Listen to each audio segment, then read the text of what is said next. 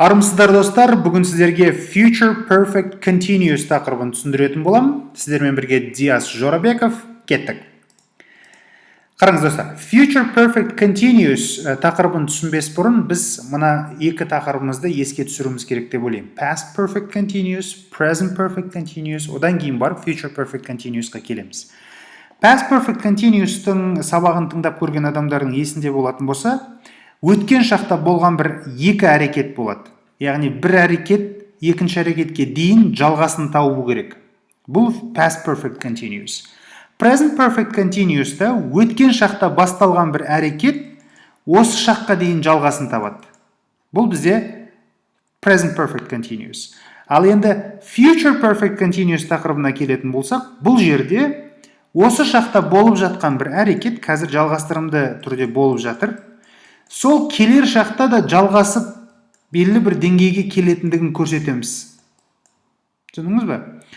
Соны түсіндіру үшін біз Future Perfect Continuous тақырыбын қолданады екенбіз. Мысал ретінде қазір берген кезде сіз мұқият түсінетін боласыз. Жалпы логикасы байқасаңыз Past Perfect Continuous'та екі рет өткен шақ болатын болса, Present Perfect Continuous бір қадам алдыға қарай жылжиды, Past'тан Present'қа қарай өтеді, байқасаңыз.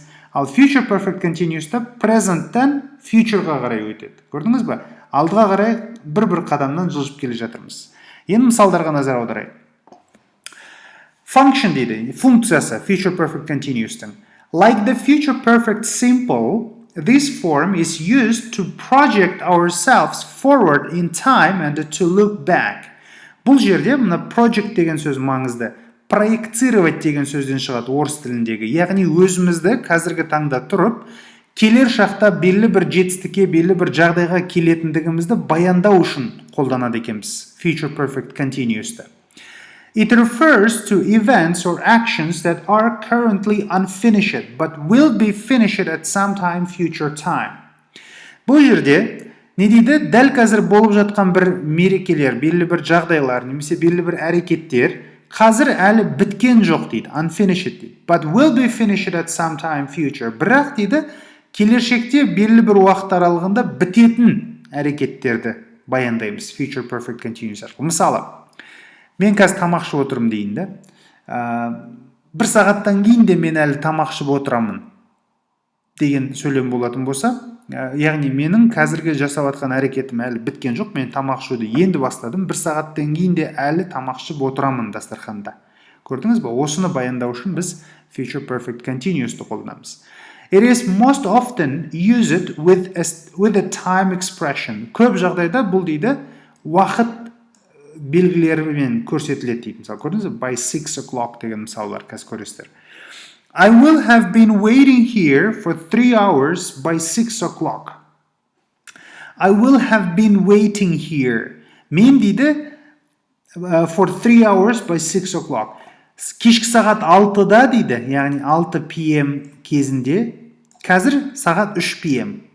Көрдіңіз бе? Қазір сағат 3 p.m.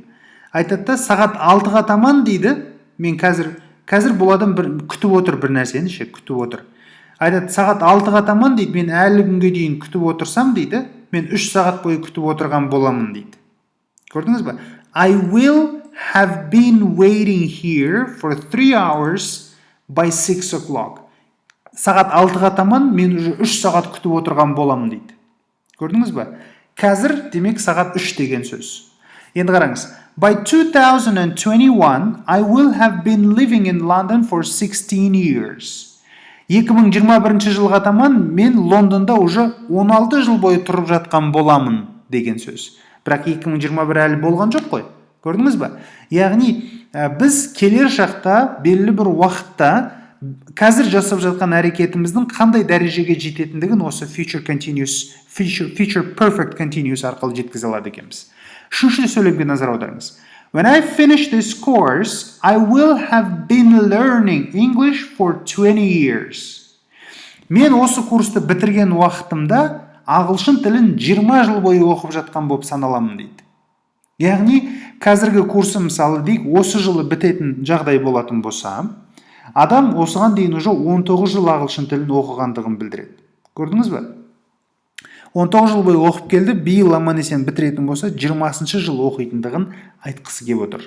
Ол сөйлемді айту үшін осы future perfect continuous қолданылады.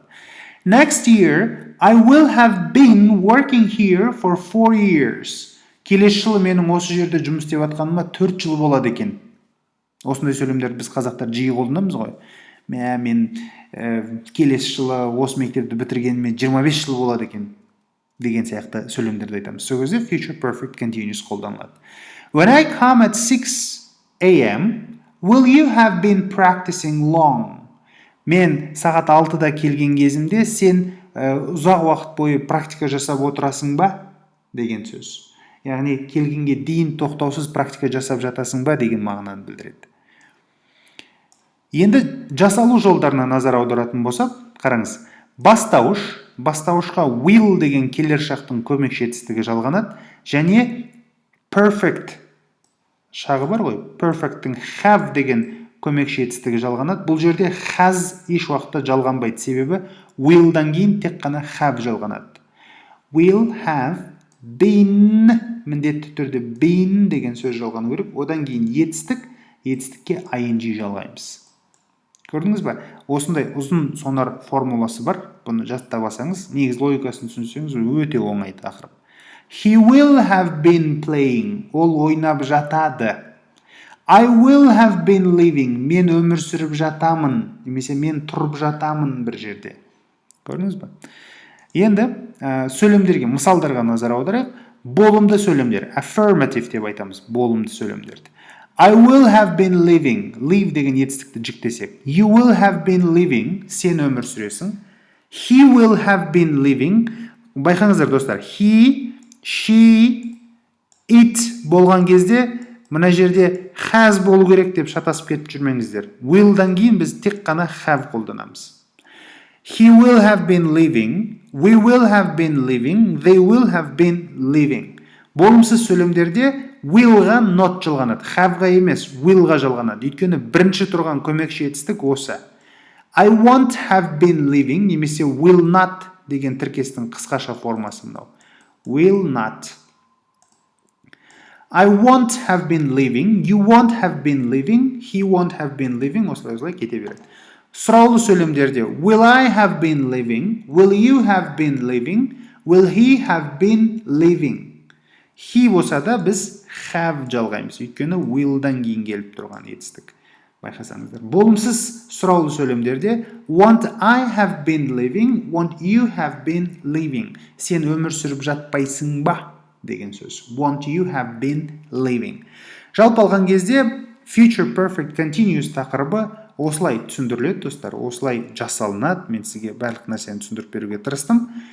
Сұрақтарыңыз болса, әдеттегіндей комментарийға жазыңыздар, немесе жекеге хабарласу арқылы сұрақтарыңызға жауап ала аласыздар. Назарларыңызға рахмет, түсіне алдыңыздар деген ойдамын. Сау, сәлематты болыңыздар.